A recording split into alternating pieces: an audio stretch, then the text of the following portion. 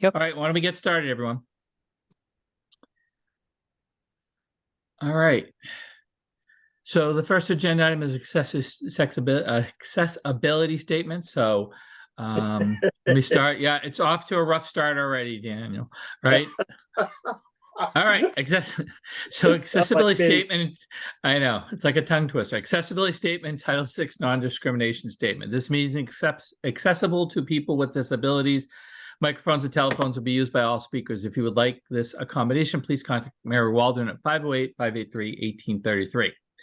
For the notice of non-discrimination rights and protections to beneficiaries with regard to the federal Title VI non-discrimination protections and state non-discrimination protections is included on this meeting's agenda, is available on the Old Colony Planning Council website at https://oldcolonyplanning.org, or you can contact Mayor Waldron at 508-583-1833 for more information. Thanks, everybody. Thank you for that. Yeah, are there any members of the public like to address the MPO today? All right, seeing none, let's move agenda item 3. Agenda item 3 is to consider the minutes from August 15, 2023. Can I get a motion, a second to approve, please? So moved, Dan Salvucci Whitman. Second, Michael Lambert. All right, any changes or comments on the minutes? All right, seeing none. Sean, you're doing the roll, correct? Or Charlie, are you doing it? Charlie, you're doing it? All right, Charlie, could you do the roll? Yes. Thank you. Steve Wolfel. Yes. Richard Bilski. He's joining right now. Okay, yeah, we'll come back. Brockton Kamai Parkin. Yes. Plymouth Lee Hartman. Yes. Whitman Dan Salvucci. Yes. Brockton Area Transit Mike Lambert. Yes. And Old Colony Planning Council Charles Kilmer. Yes. So Richard, we were doing the roll call vote for the minutes of the August 15th meeting. Okay, yes. Thank you. Motion carries. Thank you, Charlie. Charlie, I forgot to do the introduction stuff, so I assume we can just use that for the roll call overall too. Yep. About attendance, right? All right, let's move to agenda item 4, which is the Brockton Area Transit Authority report. Michael, are you doing it? Yes. Thank you, All Charlie. right, take it away.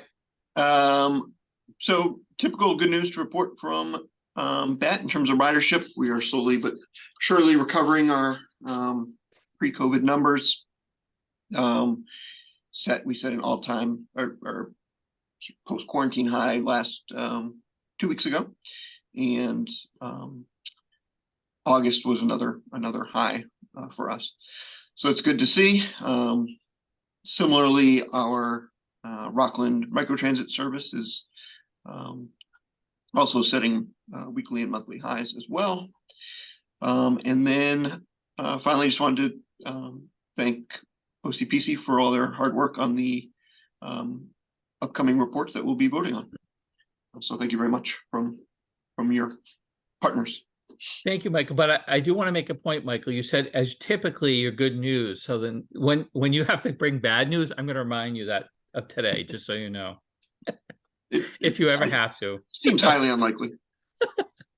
I'm just teasing. All right, thanks, Michael. Any questions for Michael? All right, seeing none. Thanks, Mike. All right, we'll move on to agenda item 5, which is an update from GATRA. Is either Stacy or Marilyn there? Anyone from GATRA?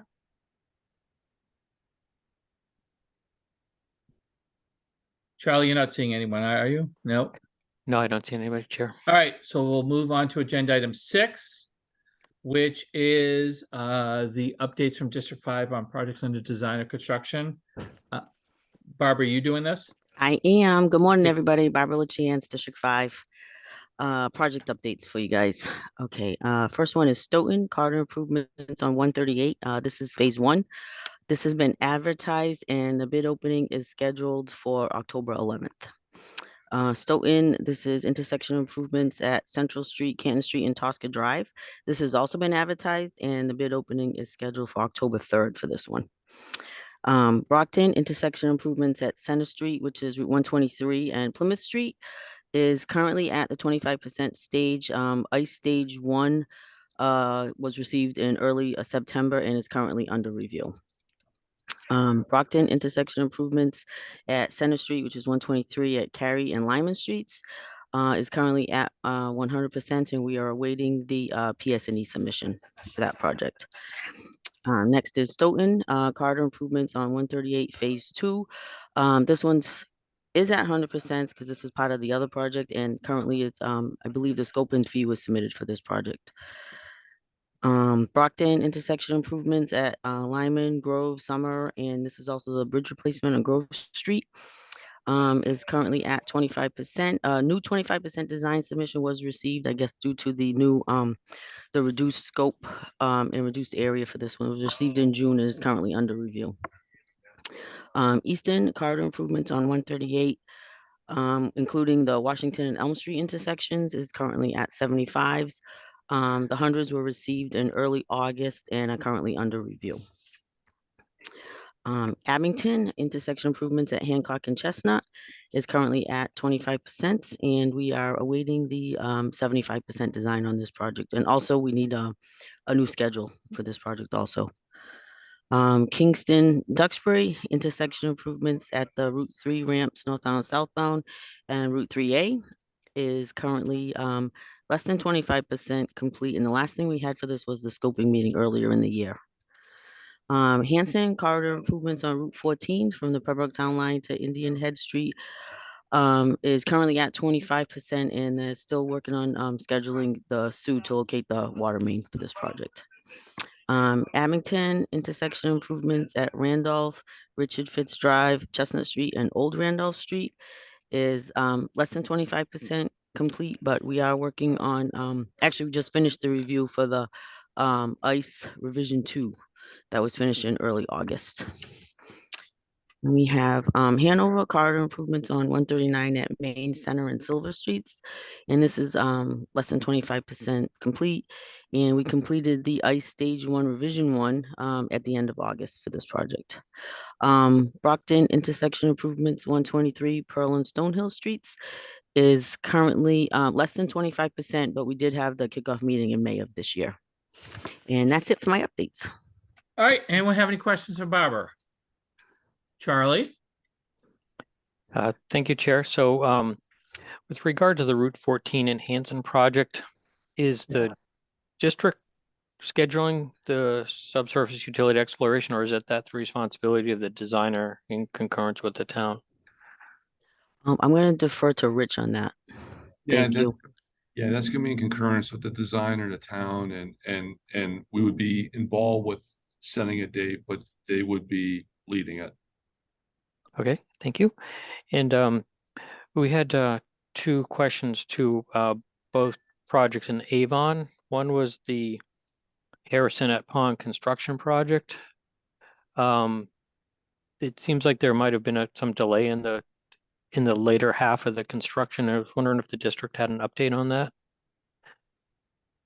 I do not, but as the meeting goes on, I can see if I can get some info for you.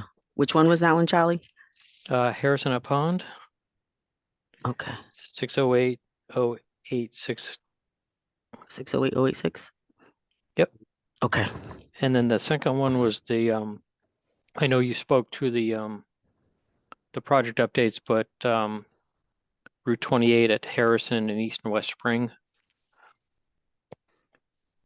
That's on programmed in 26, but we're looking for delivery of the ice. I think that's been delayed. I know it's a complex intersection, but Yeah, I do if there not was an have it. updated schedule for that one. I do not. All I have is that it's less than it's still in preliminary stages. I don't have a date for ice on that one. I can check on that also. Okay, we appreciate it. Thank you. All right, Thank you. any more questions for Barbara? Seeing none, thank you, Barbara. All right, we'll move on to agenda item 7, which is consideration of final endorsement for the long-range transportation plan. Bill, take it away.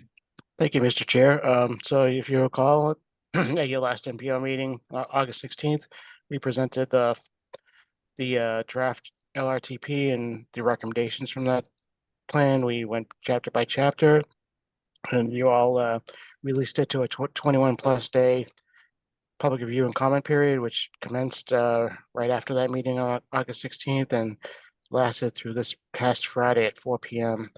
I do have a summary of the comments received. The notice of public review was advertised in the both the Patriot Ledger and Brockton Enterprise. It was direct mailed to our mailing list of our constituents. It was posted on all our social media. So we did kind of cast far and wide to get the word out there. So I'll just kind of go through the comments that we received. The only ones I'll kind of focus on the ones that we got from the office, MassDOT Office of Transportation Planning. But you can see first one on the list there, Mr. Charles Seeley, the town administrator of the town of East Bridgewater. He had submitted some comments on behalf of the town. Most of those were based on most of those commented on updated data sources, as well as some typographical and spelling suggestions. So those have been noted and edited as appropriate. The next page. And again, this just the list of his comments.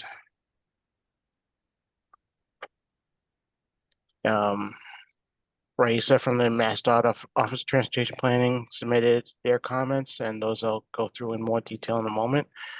And then we presented to the Joint Transportation Committee at their meeting on September 7th.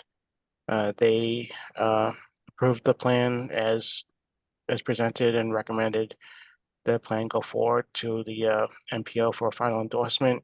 And not on the sheet, but I'll also note that we met with Brockton Area Transit on September 6th, and they gave their thumbs up to the plan as well. So you want to go to the next page? So these are the comments that we received from the Office of Transportation Planning. These are the most substantial in terms of formatting and content of the plan. Where we thank MassDOT OTP for the review and consideration of these issues in the plan. So we see the yellow on the left-hand side there with the X. Those are the areas that needed to be addressed. So that first section, that's just that was mainly focusing on the table of contents, and a lot of those issues had been already addressed actually by the time the by the time the public review actually officially started.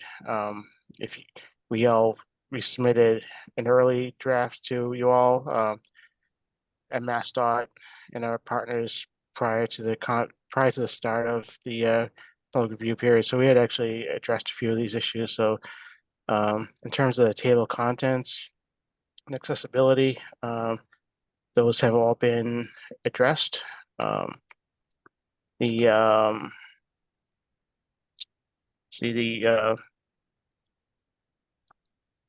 So includes self-certification and those documents. So those will all be included in the final document.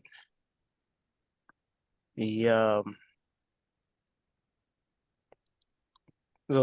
quite a few comments about accessibility, so increasing like graphic sizes. So those have been addressed. There was a comment about increasing the font size. So we went through it. The font size is Calibri 12 point. We believe that's the sufficient for accessibility, but we're also going to take a final comb through before we actually post it to our website, just to make sure that all the font is consistent with each other, so that's all Calibri and it's all 12 point. I think there might be some question whether some of the tables, for example, if the fonts had gotten too small. So we're double checking that. What else? I'm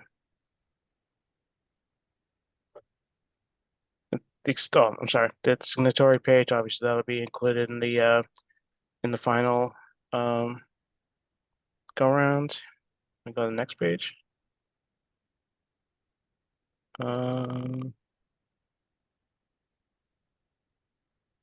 Yep.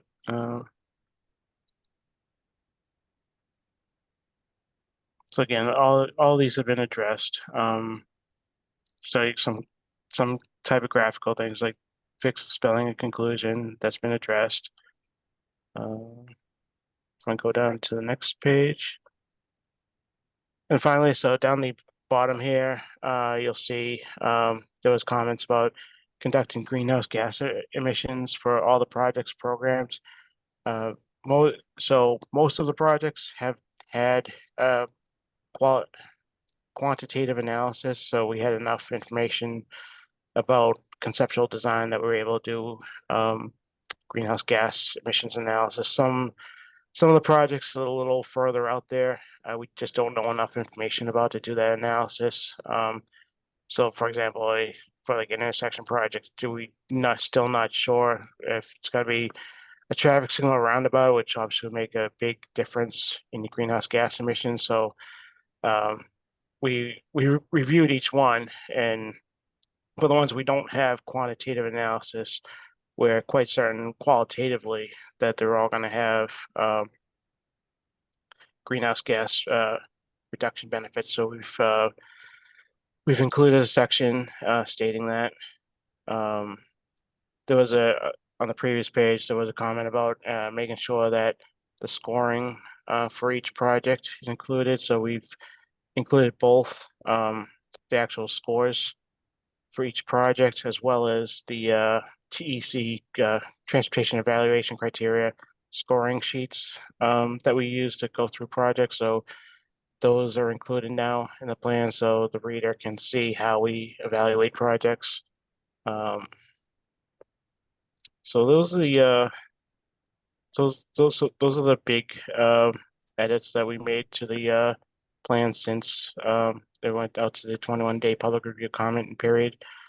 I don't know if anyone had any questions at this time. Happy to answer them. All right, so before I open up for questions, can I get a motion in a second to endorse the long-range plan with the edits as detailed by Bill? I'll make that motion, Dan from Whitman. Lee Hartman, second. All right, All right. Lee, you're in. Any questions for Bill? Oh, looks like you endorsed them all. All right, Charlie, you want to read the roll, please? Steve Wolfle, Yes. Richard Bilski, Yes. Lee Hartman, Yes. Kamaya Parkin, Yes. Dan Salvucci, Yes. Michael Lambert, Yes. Denise Reyes, and Charles Kilmer. Yes. Motion carries. All right. Thanks, everyone. Good job, Bill. Thank you for all your hard work on getting this over the finish line. So Thank you. thank you. All right, let's move to the next agenda item, which is agenda item 8. It's the 2023 Old Colony Coordinated Human Services Transportation Plan, which I believe Sean is the lead. So Yes, Mr. Chair, thank you very much. Yep. You know, very similar to Bill, the draft 2023 Coordinated Human Services Transportation Plan was released for a 21-day public review and comment period after the August Old Colony MPO meeting on August 15th. And here are some of the comments that we received during the updating of this report. The first was from our Mary Ellen DeFrias of GATRA. She reviewed and provided a list of comments and suggestions, you know, regarding various updates to certain aspects or, you know, new additions that were not in the previous report. Same for David Klein of the Old Colony Area Agency on Aging. He is the administrator of the AAA. He did the very same thing. He reviewed it and provided comments and updates and suggestions. And then upon sending it out for the public review and comment period, we also, you know, explicitly sent it to all of the the Council on Aging directors for all of the 23 communities in the Old Colony region, including the Old Colony AAA communities. Michelle Brady from the Plymouth Center for Active Living reviewed it and provided updated information on transportation providers that service the town of Plymouth that were input into Table 3 and Appendix A. Emily Williams of the Bridgewater Council on Aging did the same thing, including Bridgewater's new microtransit service called Bridgewater Cares Transit. It's a very valuable microtransit service for the town of Bridgewater. Joanne Moore of the Duxbury Senior Center provided updated transportation provider information. Julie Burke from the Rockland Council on Aging also provided updated transportation provider information. Tammy Murray from the Hanover Community / Elder Services provided updated information on the Council on Aging transportation services. Nancy Hill of the East Bridgewater Council on Aging asked why 2020 census data was not used in Table 2. And the reason for that was that all of the data was ACS data. There were obviously 2020 census data that could be used for for 2 of the categories, but the other 2 were not available in 2020 census data. So that is why we utilized the 2021 ACS 5-year estimates. And she also was inquiring about the contact information for the transportation providers that serviced East Bridgewater, and I noted that all the contact information for all the transportation providers is available in Appendix A. Glenn Geiler of the Brockton Area Transit Authority reviewed and provided comments and suggestions for the report that were all added in. Dennis Carmen, for anybody who was on the September Old Colony JTC meeting, he inquired about a service called Taking People Places and asked if that program was going to be included in the report. And I stated during the meeting that it will be. And then at the September Old Colony JTC meeting, the Joint Transportation Committee reviewed and approved the draft Coordinated Human Services Transportation Plan. And those are all of the public comments that were received. Does anybody have any questions for me? Actually, before I do that, can I get a motion second to endorse the plan as laid out? Any changes by Sean? I'll motion Dan Salvucci Whitman. Is there a second? Lee Hartman, second. All right. Any questions for Sean? All right. Charlie, you want to read the roll? Yes. Steve Wolfel, Yes. Richard Bilski, Yes. Kamaya Parkin, Yes. Lee Hartman, Yes. Dan Salvucci, Yes. Michael Lambert, Yes. and Charles Kilmer. Yes. Chair, motion carries. All right. Thank you, Sean. Good job. Thank you. Let's move on to the next agenda item, which is, I believe, a presentation, right, Charlie? Agenda item 9 is a presentation on the Route 18 corridor study. And Yes. I'm not sure who's handling this, Charlie. Ray Garino. All right, that's what I thought. Go ahead, Ray. Thank you, Mr. Chairman. Next slide, please. This is an update, brief presentation on Route 18 corridor study. We are actually winding down. We're going to have our October 5th, our public meeting remotely to present our recommendations and finding to the public. Next, please. So the purpose and scope, really quick, the Route 18 geographic scope is in East Bridgewater and Bridgewater, which is under Mass DOT jurisdiction, except for Central Square and Bridgewater. And the purpose is to address traffic congestion and safety in the corridor, mobility for all road users, and also to coordinate any planned projects that are already in existence and development and land use changes. There are some land use changes in the corridor, and those are going to have an impact on the traffic within the corridor. And finally, to develop some short-term and long-term improvements, maybe some TIP projects. There are some projects on the TIP right now that are ongoing, and some that have been recently completed within the corridor. And we have taken, we have done our traffic counts, both our automatic traffic counts and our turning movement counts, and we've done level of service at the key intersections. We've flagged intersections for safety, the number of crashes, and flagged the problematic locations. And Mass DOT, which is great, the impact portal, they've already, and they do a lot of that for us already with their crash clusters. We also inventory the condition of the built environment, sidewalks, as well as roads and traffic control, pavement markings, and traffic control devices, signage. Review the transit operations, bicycle and pedestrian accommodations, and also truck operations and constraints, which is always part of our traffic studies. We include the movement of it's movement of goods as well as people, so that's always an issue. And as I said before, look at the land use changes and any environmental conditions. Next, please. We did it.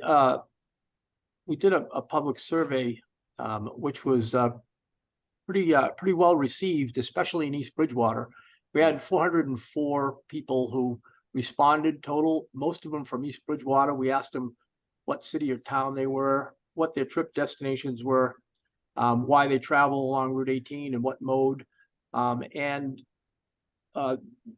Something that I guess is not really a surprise, but our corridors are used more and more, not just for travel between, even though it's an arterial, which the major function is to go from region to region or from community to community. There are more destinations than they are with the land use changes that are happening along the arterials. There's a number of reasons why people travel along Route 18. They're destinations as well as travel corridors, which interferes with the capacity of our arterials. And there are two important town centers, East Bridgewater Center and Central Square in Bridgewater, which are both well used, but other places along the corridor, there's development along other areas along the corridor. And no surprise, most people use their car, but there is a lot of foot traffic, almost like 15%. So that's indicative of the need for safer pedestrian travel as well as better sidewalks. Next, please. We asked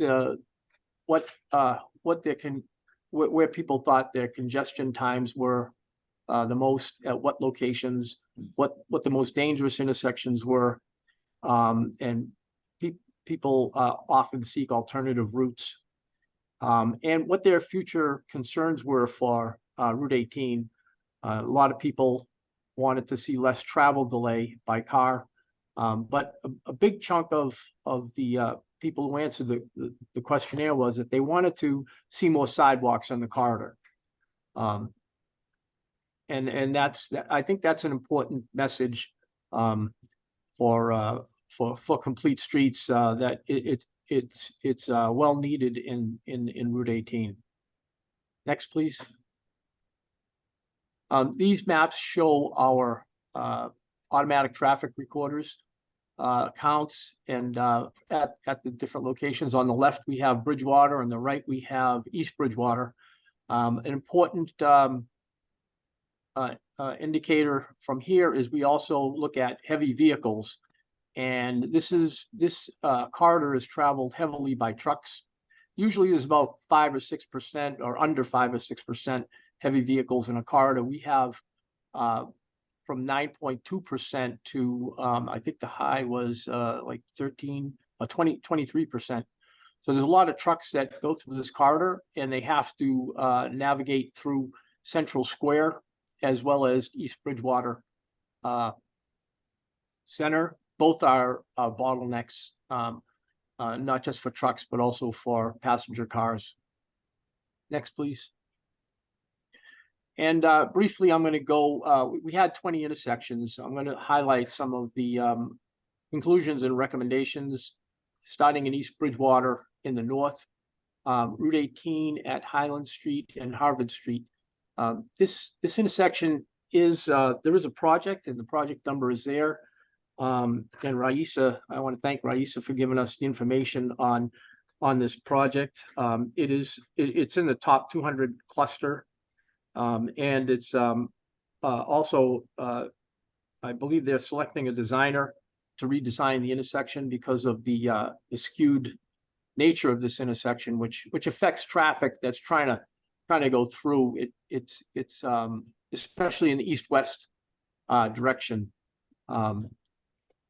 It's as I said, it's a high crash location, lacks bicycle and pedestrian accommodation, and there's potential for increase in traffic in this area because the sewer district is coming through. There's already projects that are starting. There's a 400,000 square foot warehouse, which is being built right now north of Highland Street, west of Route 18, as well as the Compass Way expansion of the medical facilities there. Even though Compass Way went out of business, they're confident that they're going to have a tenant in there and possibly actually expand there. So these two intersections, Compass Way at Route 18 and Route 18 at Highland Street, are going to be affected by the traffic and the sewer system, the sewer district that's happening, the sewer expansion from Brockton, and Route 18 at Highland Street. This traffic signal equipment is definitely obsolete.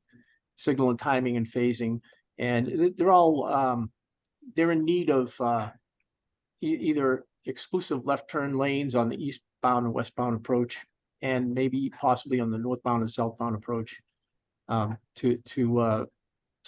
traffic to get through there more quickly. Next, please. Okay. Yep. And this is East Bridgewater Center, which is a major bottleneck. This has been under different past.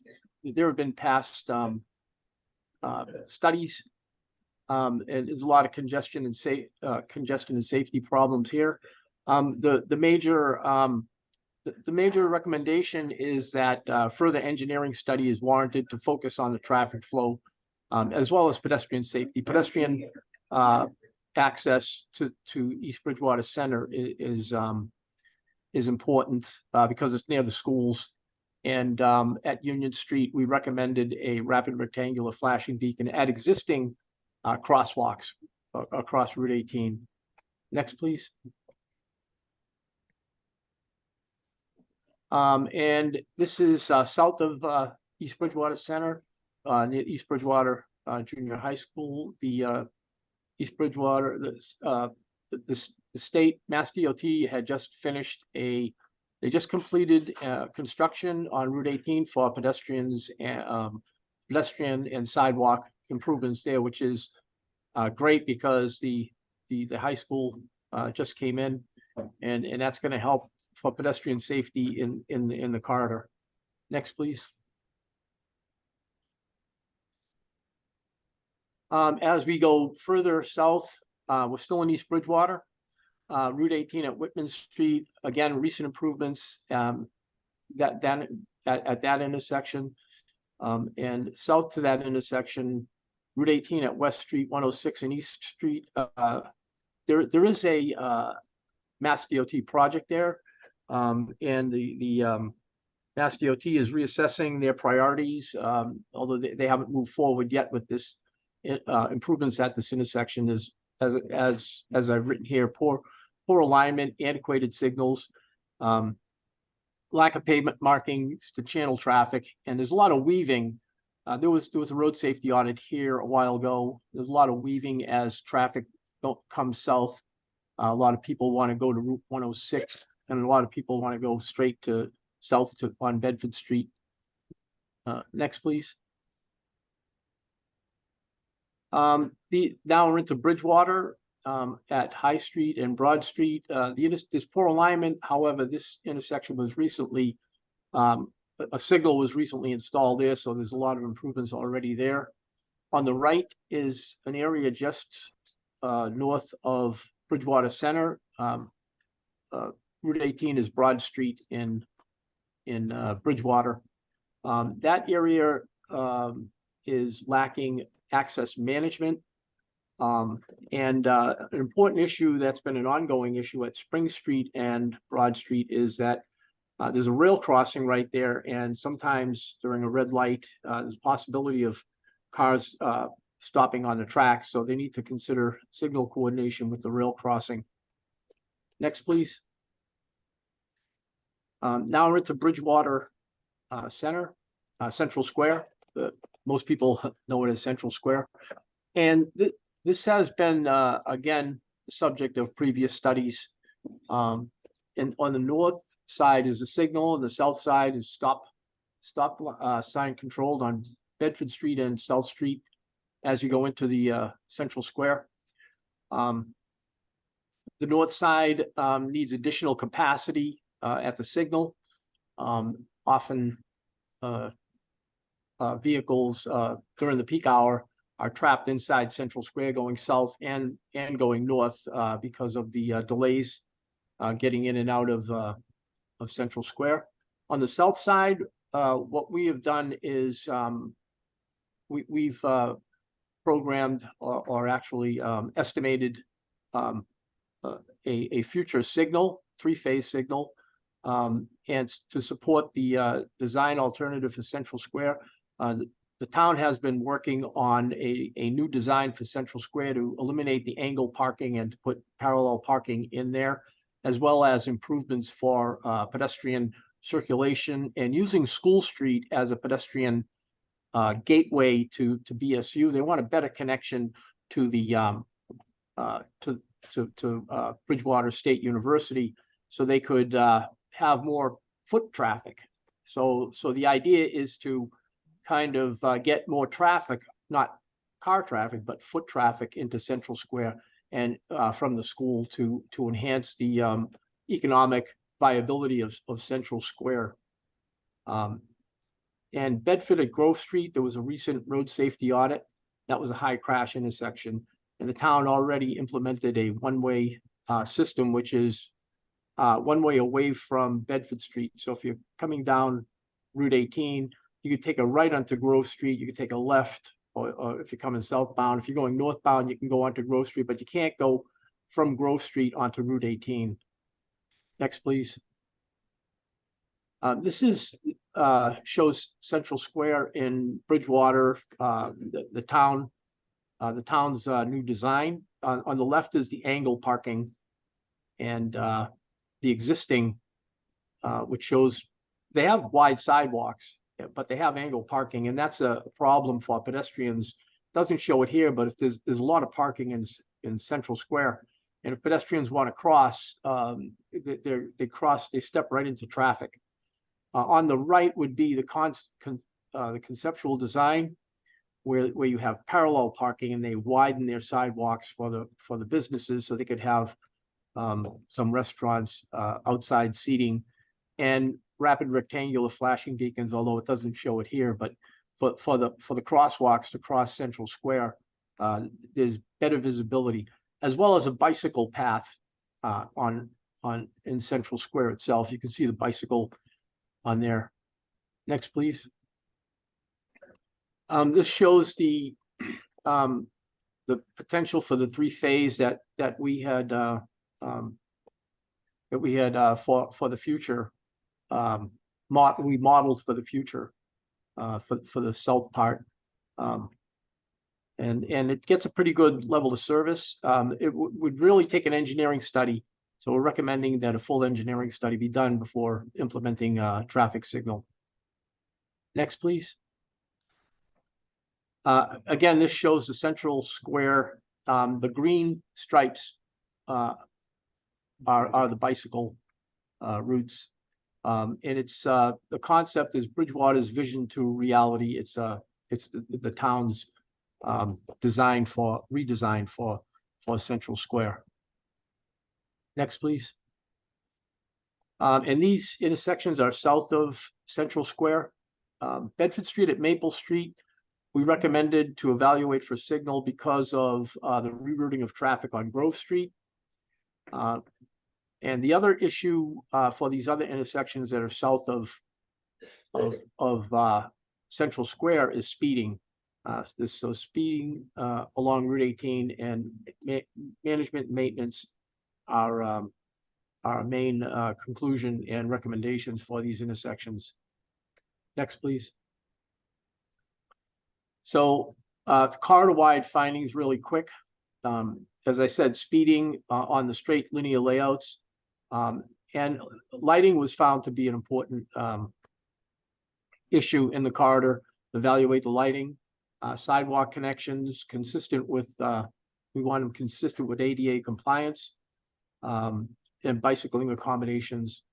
Access management, another issue, especially on Broad Street north of Central Square and Bridgewater. Management and maintenance, resurfacing and pavement conditions, and traffic calming and providing streetscape and aesthetics. Next, please. So our next steps are to have a public meeting. We're planning on that for October 5th at 6:30. Then we're going to prepare a draft report for the stakeholders and to finalize that report and distribute it to stakeholders. And if anyone has any questions, I'll be happy to answer. Yeah, right. Ray, I have a couple of comments. Sure. First of all, on going through Bridgewater Center, the changing that you want to do, is it tractor trailer friendly? Tractor trailers will be able to get through there. That's actually the town's design. That's their, they had a consultant and they're planning on making those design changes. But with a single lane through Central Square, the problems would come with making the turns on from South Street and Bedford Street and Broad Street from the north. They can do it already. So they're not really making any changes to the curbing there. So once the straightaways are going to be wide enough for tractor trailers, and the turns, I don't think they're making any changes. In fact, it might be easier for tractor trailers because with the angle parking, especially if someone has a pickup truck, they're actually almost in the travel way there. So it may make it easier for tractors to get through there if there's parallel parking. Yeah, at intersections with lights, they may want to consider a setback on the left lane so tractor trailers can make their turn. Because, in some areas where it might be very tight. Yeah. Especially if, in fact, you're going to have businesses there and they need deliveries. Oh, absolutely. Yeah. So it should be busy. Yeah. And also on Route 18 and 106, coming from heading towards Bridgewater. Yep. There's where it enters 18 to 106, there's a sign that says right lane, right turn. But everybody is in that right lane and they go straight. Yeah. Instead of using it opened up to go to Route 106. We either take the sign down or reinforce that or do something to widen that area so there is a right lane for right turn and loosen and release some of that extra traffic on Route 18 heading towards Bridgewater. Yeah, that came up during the road safety audit, which happened, I believe, about 6 or 7 years ago. There's weaving that goes on and people are in that lane.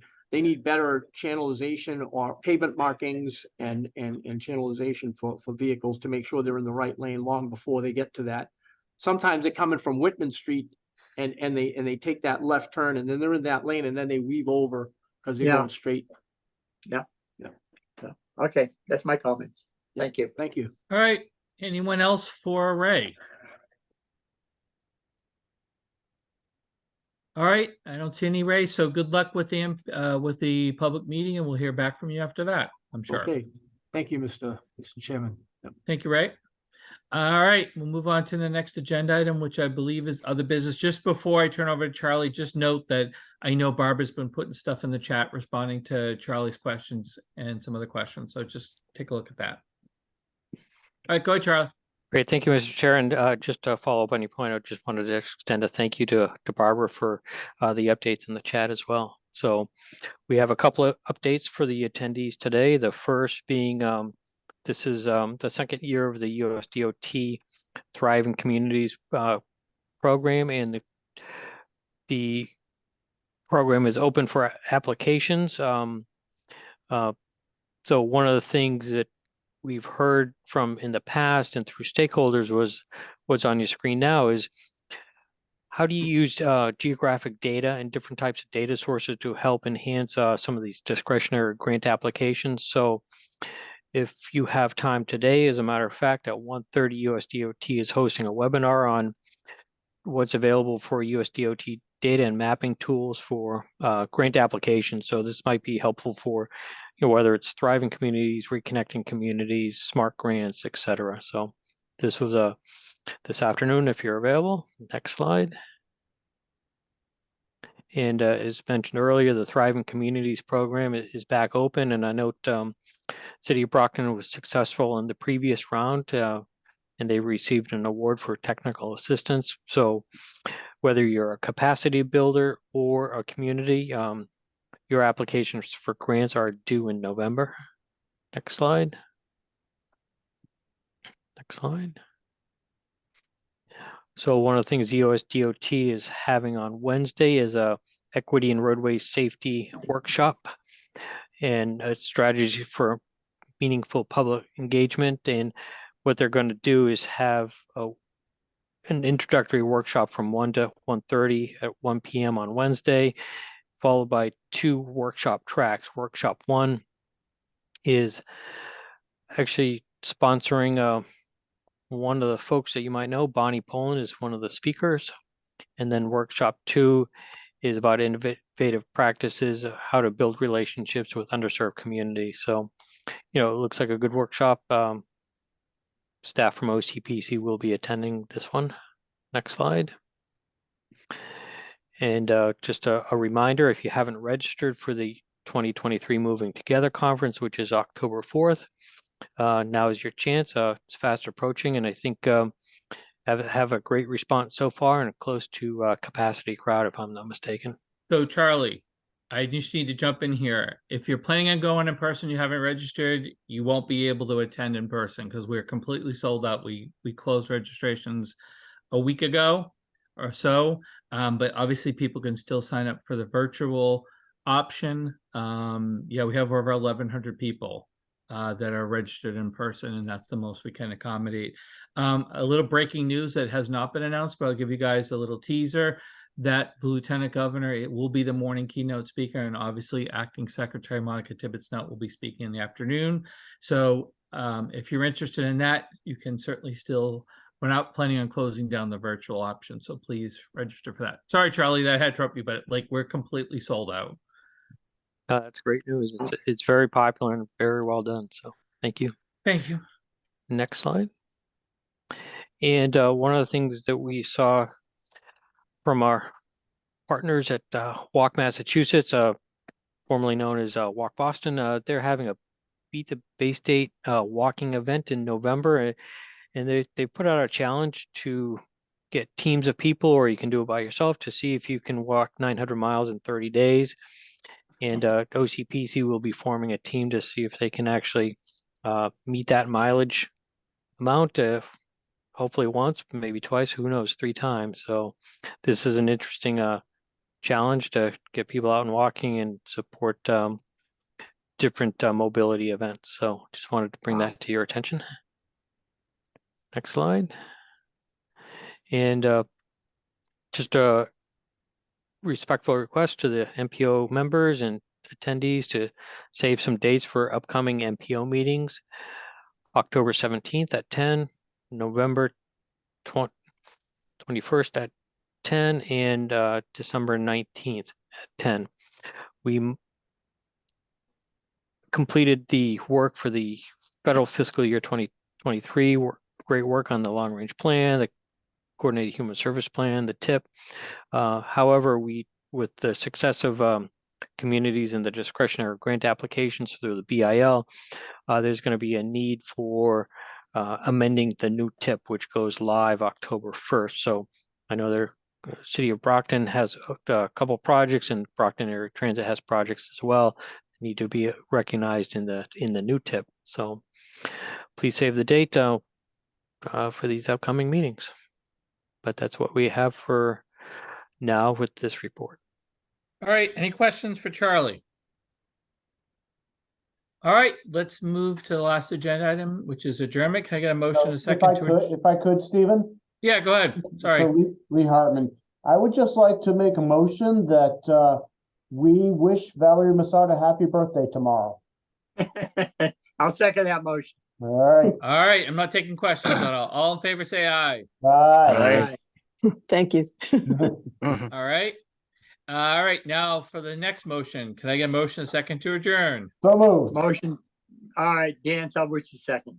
All right, all in favor, say aye. Aye. All right, thanks, everybody. Good job. You Thank- got a lot of stuff done today. Hope Yeah. I'll see you guys, some of you in person in a couple of weeks at Moving Together. Just remember, if you're attending, it's at the Sheraton Copley, not Park Plaza. We're actually talking about putting up a video to see how many people show up at the Park Plaza incorrectly, but we'll see how that goes.